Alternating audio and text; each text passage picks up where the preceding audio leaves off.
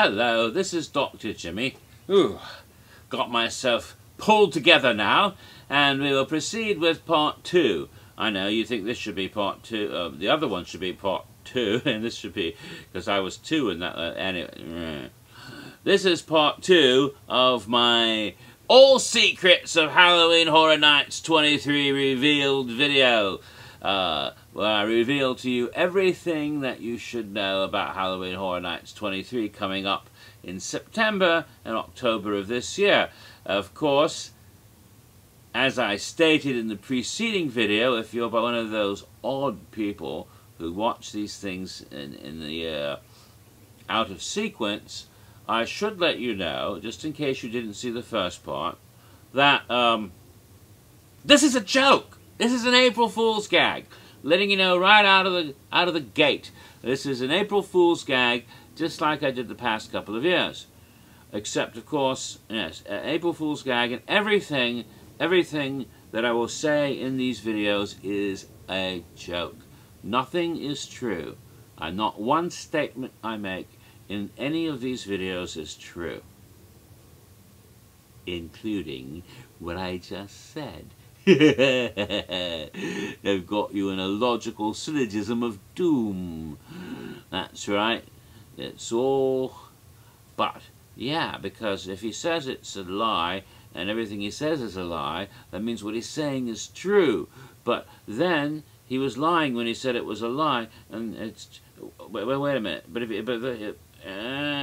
it's true, then he says it's a lie, that's true, then it can't be true, because that would be a lie, but it can't... That's right. No matter what I say, it might be true or it might not. Ha ha ha ha ha. It's up to you to figure it out. So, in the preceding video I had discussed the theme and idea for the event of Halloween Horror Nights 23, Century of Scares, and I described the first 2 houses, one at Islands of Adventure, actually both in sound stages, but one was in Islands of Adventure, and the other was at Universal Studios Florida. The dual-run house I was talking about, by the way, which had the House of the Man of a Thousand Faces, which included one run of The Hunchback of Notre Dame and the other run of The Phantom of the Opera, and as a tribute to the great Lon Chaney. Both of these are contained within the single soundstage of Soundstage 22. Right. So we have one house that was described entrance from IOA, Soundstage 20, Jekyll and Hyde, and the other entrance from Universal Studios Florida, Soundstage 22, and that was The Man of a Thousand Faces. So we move on then to the next house, and this one is in Soundstage 23A. They'll have 2 separate houses in Soundstage 23, and one of them will be accessible from the studios, and the other one will be accessible from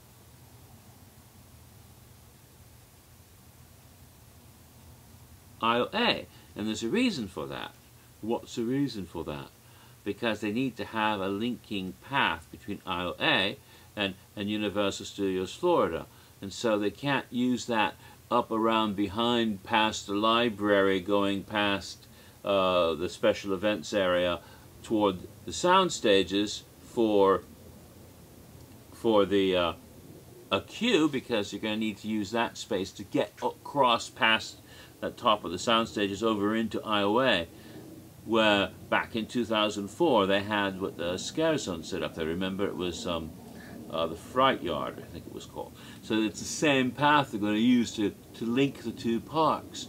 And because of that, they can't have a queue there. So instead, to go into 23 from either side, 2 different parks. That's how they worked it out. So, the queue that goes through Twister, it doesn't go into the street. It goes through Twister, goes through the building, and goes on that side. It doesn't go into that part of where the walkway is. So that's how they're going to manage that. Just that will be used to cut through into 23 on the one side. And that house is called Abbott and Costello Meet Frankenstein. This will be the house that will be the tribute to the classic Universal monsters, Frankenstein, the Wolfman, and Dracula. But they're going to do it in a new way because they did House of Horrors last year. They've done that theme so many times. How could they do it new? They decided to do the three great monsters by putting them in a house with Abbott and Costello with the last film. It was also the last time Bela Lugosi played Dracula. So you're going to go into this house and it's going to be a nifty recreation of the comic film where the three monsters encountered Abbott and Costello. But it will also be quite scary, nevertheless, in certain scenes. And you're going to have Frankenstein, Wolfman scenes, and Dracula scenes, and it's all going to be done in black and white, but not the way it was done back at House of Horrors last year with the glowing colors. No, it's going to be done in black and white with actual gray and white and black tones. It'll make you feel like you are in a black and white movie. It'll be really weird with the makeup and everything around you will be all monochrome. And they're going to have some very thrilling scenes, but also some hysterically funny scenes and bits with the characters doing the Abbott and Costello gags.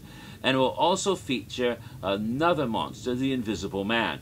Now, I don't think you'll actually see him, but you will hear his voice, and the voice will be the recorded voice of Vincent Price that they had from the movie when he played the Invisible Man in the sequel, The Invisible Man Returns, but also at the climactic scenes of Abbott and Costello meet Dr. Jekyll and Mr. Hyde. I'm sorry, excuse me, getting my movies mixed up. At the climactic scene of of Abbott and Costello meet Frankenstein, where Vincent Price did in fact was the voice of the Invisible Man.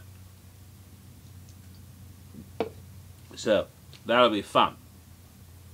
All right, so the last house in the soundstage will also be accessible from the other side, from Islands of Adventure. And that you will go into that one up around the Sinbad area, if that's still there, to get him, just like you did in 2004. And it'll cut you right over into the soundstage area, and then you can go into that house in Soundstage 23 on the other side, and that is Creature from the Black Lagoon in 3D. And I know there was a creature scene in House of Horrors last year, but this will be an entire house set in the Black Lagoon in lush, bright colors, unlike the movie, which is in black and white, but in lush, bright colors, in sharp contrast to the other house in the same soundstage. And you will be wearing the little not like this. Those are actual 3D glasses. Here we go. Here we go. This one. You'll be wearing your little glasses like this, and that'll make all the colors pop out. It'll be quite amazing, and then you'll be able to enjoy the amazing effects and see the creature. And somehow they're going to create the illusion that you're underwater much better than last year. I think they do one of those laser things with the laser and the fog. And they're going to actually have fog in the house. I don't know how they're going to pull that off. You'll look up and see the surface of the water above you. And the creature will come swimming past you and shit. And it'll be in 3D, so it'll really look like he's going to claw your face off. It'll be pretty amazing. They're going to have some pretty spectacular visual effects going on. Some pretty spectacular visual effects going on. Trust me. I am not an evil supervillain. I'm not here to destroy Metrocity, so you don't have to call Metro Man to save you. But nevertheless, I'm telling you the truth, though. This is an amazing house. It'll be very ambitiously done, and you'll feel like you're actually in the waters of the Black Lagoon itself. Or rather, the Dayglow Green and Orange Lagoon. All right. Now, the last house that's going to be in the studios, because I've already described the remaining ones, that one will be set up in the disaster overflow queue area, of course, which is frequently used for houses. and that is based on the 1950 science fiction horror film The Mole People.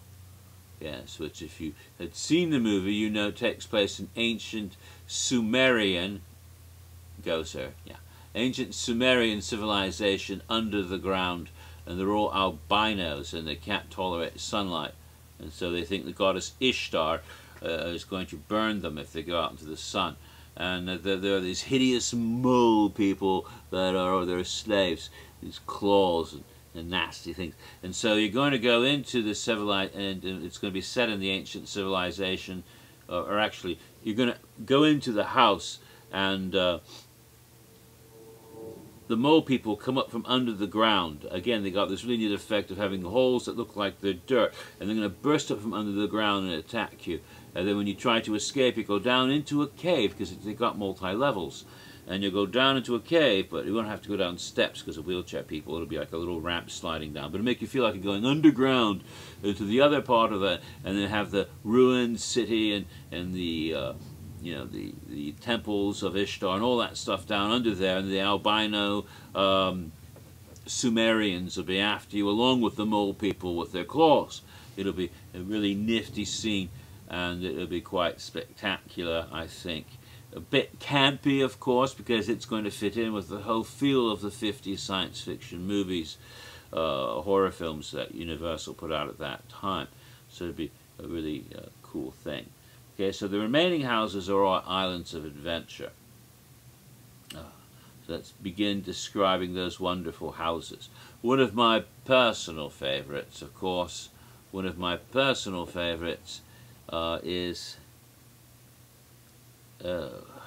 that's a little better. Well, Alfred Hitchcock will be honoured. As you know, many of Alfred Hitchcock's later films were all shot for Universal. There used to be an attraction at Universal Studios, the art of making movies, where they're going to honour his grand career, and there have been several houses based on Psycho. They're going to honour his grand career, the house called Alfred Hitchcock Master of Suspense. And it's going to be located in the Popeye and Bluto Bilge-Rat Barge Queue area. And they're going to feature scenes from various Hitchcock films, not just Psycho. In fact, there'll be very little, but there'll be, of course, some homage to Psycho there because it's so well known. But primarily films such as Frenzy, with its horror, yes, the horror of vegetables. Sorry, I can't do the line quite well. I'm not in my right mind this morning. But also the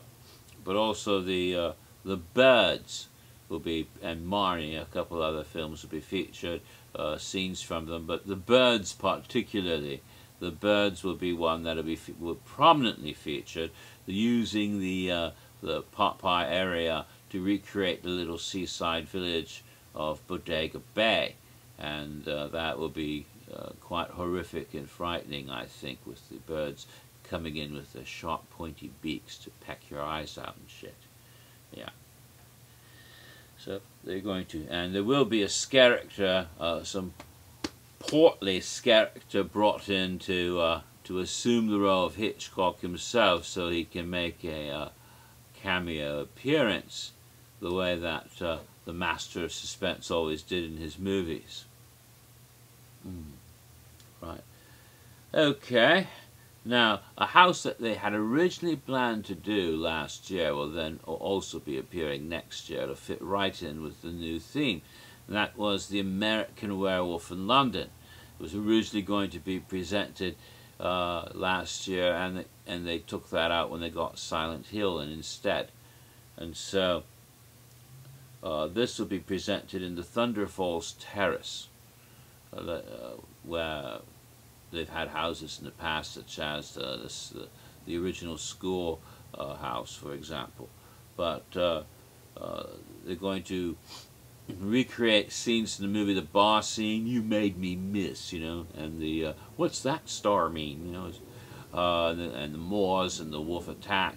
They're going to recreate the subway scene, which would be quite horrific, and the dirty movie scene. And they're actually going to have a dirty movie playing but it's going to be the burn. It'll burn out or skip, and you won't be able to see the movie because see you next Wednesday. And so it's going to be frustrating, but you're going to spend most of your time enjoying getting scared by the werewolf anyway. So that'll be quite fun. All right, see what's after that. Was Werewolf. Okay. Yes, one of my favorite houses commemorating Universal Horror will be at Poseidon's Fury, just as they did in 2005. They'll use Poseidon's Fury again this year for a house and give it a bit of a nautical theme. And they go into Poseidon's Fury, and in these caverns under the sea, you're going to be attacked by a great white shark. Yes, it's going to be Jaws, shark in the dark. It's going to come bursting out at you and attack you. And he's also going to have undead shark victims, half-chewed, mutilated people who've been half-eaten by sharks, will be lurching out, and hideous things like that. This will be an homage to the Jaws film, and in some ways they'll recreate some of the silly scenes from Jaws 3, which was set in SeaWorld, in these underwater tunnels.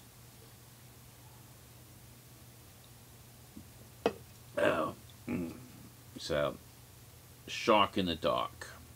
Take us back to the glory days of Jaws at Universal.